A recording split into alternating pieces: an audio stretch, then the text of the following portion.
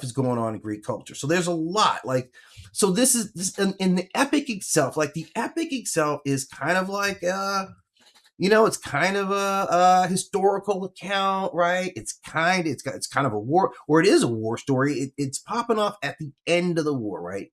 So you can imagine, like, you would think, like, okay, at the end of Frodo, this is like at the end of Lord of the Rings, and then Frodo was on his way home, and that became a whole separate mission too. Like that became just as hard as going to Mordor in the first place, or even harder, right? Like in a lot of ways, like I don't see how any of Odysseus, just like spoiler alert, I don't see how any of his homies make it through, right? Like I'm just gonna say that.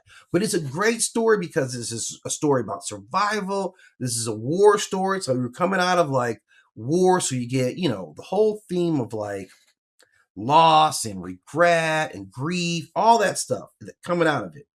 It's also a family story because at the heart of it, it's about Odysseus and Penelope and Telemachus. I think that's his son's name. And this longing for being home. And then there's questions about the whole political scenery and how everybody moves. So you have questions about kingship itself, about loyalty, about what justice is, responsibilities of power. You have this journey across the unknown world, beyond the known world.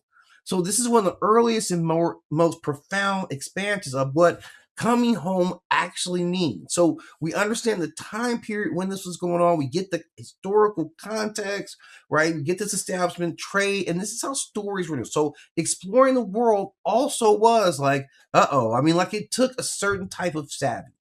So as we get further into the story, we get to the particulars. And the particulars are the who and the why they were doing this in the first place and what this actually means. Because it means a lot. It all means a lot. It's all going to be meaning a lot. And we're going to get deeper into